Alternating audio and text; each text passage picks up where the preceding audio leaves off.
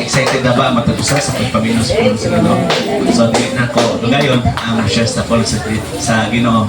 Nagatawagan si Ma'am Jo.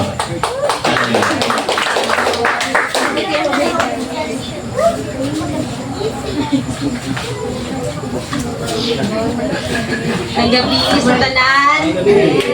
Amen. So, first time na ko nga mo share sa kadaghanan. Kwanta Diyo. Meron man itong mo share sa bata or sa batanon niya. One verse na. Pero kani kay dili ko ka say no kay gi-chat ko dani pastora one way. Dili ko so thank you for the privilege to stand here. Thank you pastora.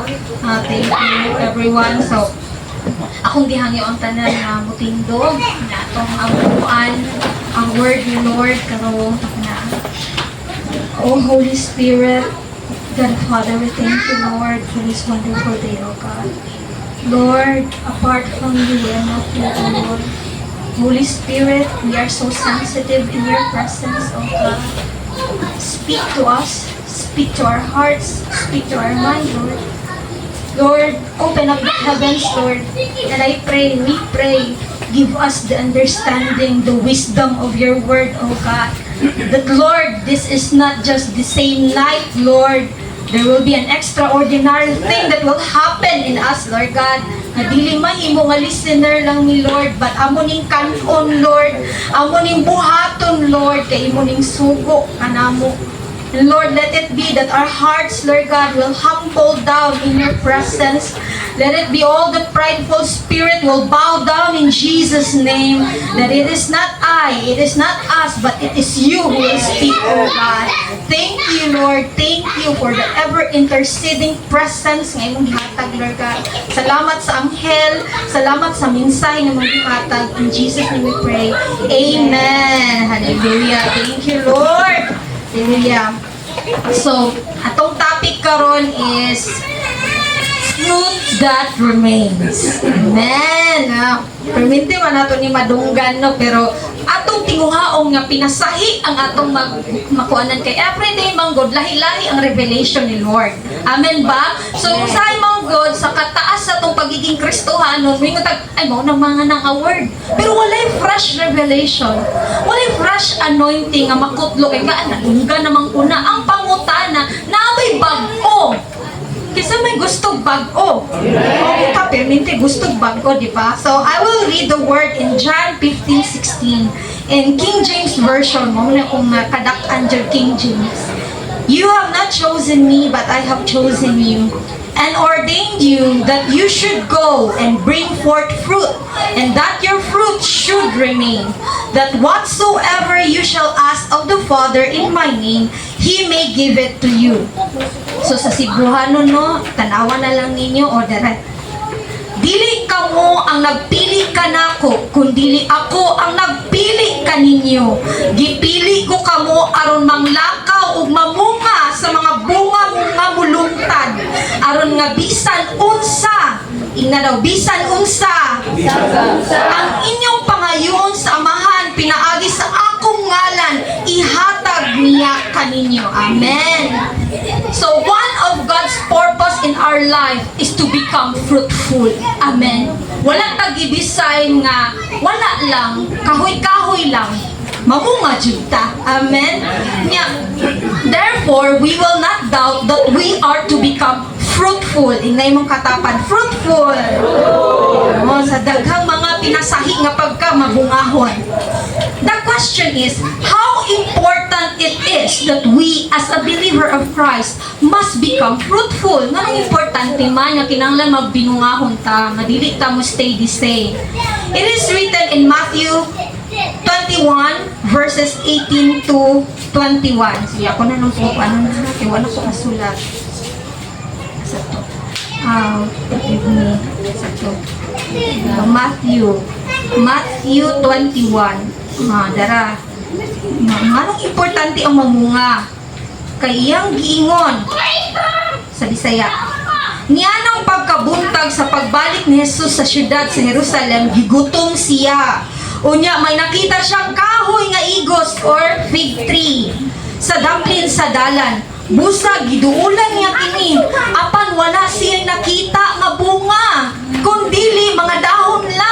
frustrate siya, gigutom gud siya no way bunga. Unya giingnan niya ang kahoy, sukad karon dili ka na gayud makapamunga.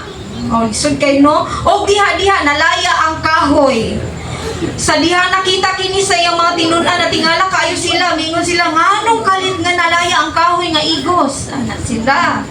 So where Jesus cursed, so it is important that you become fruitful because kung di ka mamunga, inuyo ka ni Lord nga ayaw na lang pamunga, mamatay ka karon dayon. So it is the first time or something, dili ko first time ha, pero imong makita nga account nga gi-curse ni Jesus. It is very rare nga si Jesus mo curse nimo. Amen. So kanang kung sa kon baba hadlok siya pero mao ni siya nganong kinahanglan di ay nga magmabungahon ta. Thus we can say that for Jesus your fruit matters. Ingnan mo katapat, your fruit matters. Unsa naman imong bunga karon igsuon? Unsa na pud akong bunga? Ako pud ha, utakog ko. Okay, another account where Jesus emphasizes the importance of fruit in John 15 verse 2. Every branch in me that beareth not fruit, He takes away. Yagya pong giputol. And every branch that beareth fruit, o kamo unta nino, kita unta ni kita mangyud ni. Duha ni kasanga ha, ang nag-bear of fruit o wala nag-bear of fruit. He purged it that it may bring forth more fruit. Mangutana ka or mamili ka, ang putlon ka forever or katong i-purge lang ka, pasakitan lang ka gamay kay giputlan lang ka, gipruningan lang ka. Mamili ka asa ka diha. So duha ka klase nga sanga. So ikaw unta tong gi-purge dili tong giputol. Amen. Lisod gyud ang giputol. Lisod gyud ang giputol. So it leads me to the topic today, which is the fruit that remains. Amen. So let's talk about fruits, ang imong bunga. Karon mangutana ta sa tong kaugalingan to evaluate. Unsa na day ang akong nabunga? Pila ka tuig na ko. Ako pila na ko ka tuig. Unsa day akong bunga? There are misconceptions on how we define fruits. Amen. We measure it with money, wealth, power, and influence. Mantag, ay, mabungahon kay dato na kay daghan kaayo. Ano, ginawa na tag, alam, panalingan siya sa Ginoo kay di man nakabuk sa kyanan. Naglibog na ka sa i-parking. Anak, good. So, since Jesus is concerned about your fruit, does it mean that He measures your fruit to according to your wealth? Mao bang measurement ni Jesus? No. Is it the measurement about your power? Unsa nakakaroon? Ka-powerful? No. Influence? The answer is no. A big no. Amen? Fruit here means the inward appearance of your heart. Amen. Unsa ang bunga ang imuhang sulod sa imong kasing-kasing and not the outward appearance of it, because sometimes we can fake it. Amen. Okay. Sige lang kayo, kuan lang antos, pero ang imong heart nagbabulbol. Lisod na, lisod. Ang bunga mao ang imong batasan. Ingna daw, batasan. So first fruit is your character. It is in Galatians 5:22 verse 22 to 23. So kompleto na siya, Ricardo's fruit na siya, kay isa man na siya, kay ang bunga, love man na siya. Yun, ang kung sa kwan ba, vitamins na tong uban, katong si peace, si joy, apil na siya. So, kabalo ba mo nga the moment God planted a seed or a word in your heart, He expects a harvest? Amen. Amen? So, kunaw na to, nagbasa ta, seed na to siya. Kaya seed for the word. Ano, pinauna na. Di ba? Ay, nana. Niya, ang pangutana, inigabot or karon ba? Pila na harvest ni Jesus imo, pila na nabunga nimo ato nga word. Paningan ta. Apil ko. Paningan ta. O ni nga may kuan ni, namunga ni. So He expects a great harvest in you. Una ka. Ayo kung ako lang disciple, harvest Lord. Ikaw sa harvest unsa man say naa nimo. Say bunga nimo. Amen. So makapanalamin ta no maski ako. So now the truth about the fruit of the Holy Spirit, or the truth about the fruit. So, first point is, fruit is transferable. Say transferable. Sa ato pa, magbanda banda-banda na siya, mubalhin, kung di na mubalhin, nagpunto ra sa imuha, dili na bunga. Kay maani man na dapat. So ang nakahatag ana ni transfer man. So since ang word gipakaon sa atuan ni Lord, na fertilize sa atong faith o sa atong heart, mugawas kini sa atong bakba nga pulong usab. So kana nga pulong mugawas, musid na pud na siya, prutas na siya, kay mubunga man na, mugamot man na, muak man na. Yes, pamabitaw sis no, magampo ra gyud ko no. So nagbunga, nag-faith. Amen. Oh, bunga na siya. Say fruit. Your simple word can make fruit. Amen. Can have result. So, og kana na pulong mutanong sa ubang kasing-kasing, og kana na kasing-kasing, kana na tao nahimong bunga nimo sa pagtuo. Amen. So first fruit mo character. Second is tao. Unsa na? Iyahang kalag. So naguna ikaw, di kay ang fruit kay disciple din mo nang ikaw una, pulong una, sunod disciple or souls nga imuhang gikabig. Ang tao nga nakabig nimo maoy ikaduhang bunga nga magpabilin. Amen. Labi nakakatch jud sa word. Labi nakakatch jud tanan nga unani gid no unani. Una.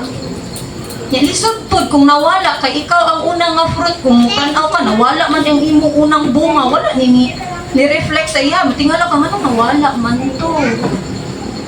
Kailan na itong problema o inyo, naundangan di kampo, na good. Bitaw, tinood na. Ingay mong katapat, gusto ka bunga? Pamunga sa imong kaugalingon.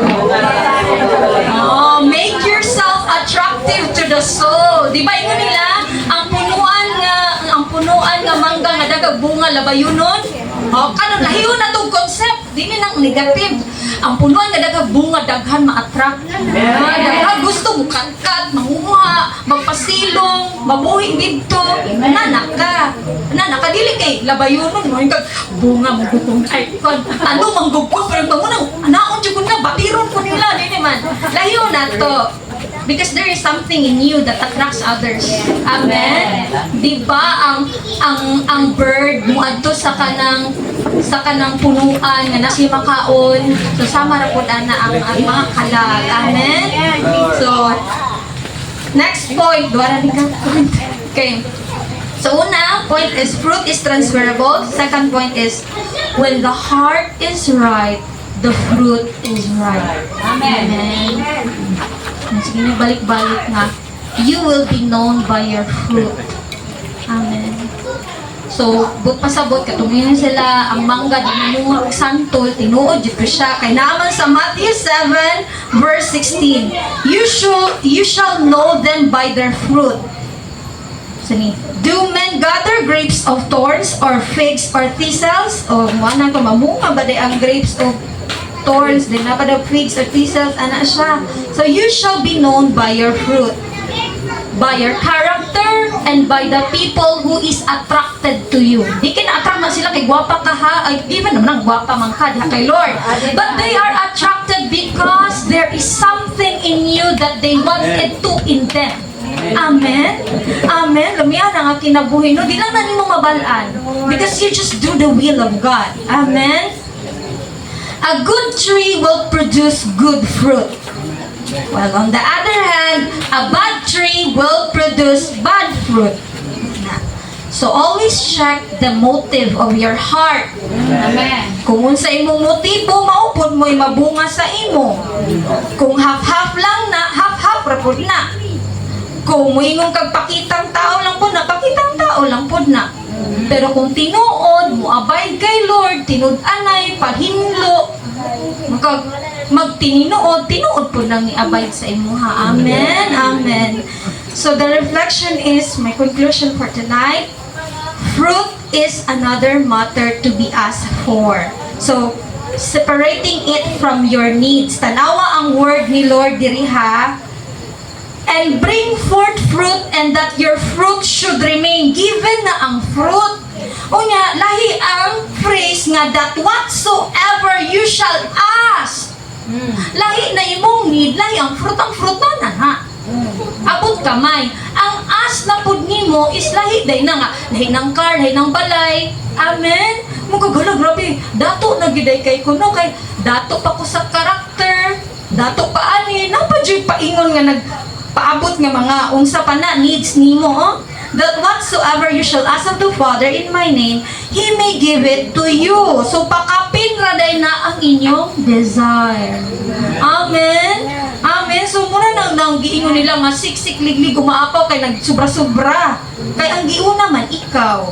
So mo na siya nga separate it from your needs. Fruit is lahi. Then back to the last part of the verse na diri sa John 15:17 kay kani promise man gihatag ni Lord no wa ko ninyo pilia pero gipili ko ninyo ana siya man no pero ang iyang command ato pang i-highlight ang 17 kay nadi pakapin nga command kay ang promise na gyud nay command asa na to John 15:17 ana siya diri busa mao kini ang akong sugo kaninyo pagigugmaay kamo. Dire. A great promise has also a great commandment too. So ang character nimo kining Galatians 5:22 to 23, ang author ana tanan kay gugma. Ini mo katapat gugma. O, dali ra kay istoryahon pero lisod ko tistingan. Dali ra kaayo istorya kung pwede lang ta ang word kay dali ra imuka pero ang action kay slow mo times 10 anak. Love one another for love is the cause of it all. Amen. So kung gusto tag bunga unahon nato ang pagugma sa Ginoo, ang karakter ni Lord. Kita po datong kasing-kasing always check. Amen. Sunod ang bunga ng mga moabot sa inyo ha, mga kalag nga ma-attract sa inyo ha. Mukuan na po na follow.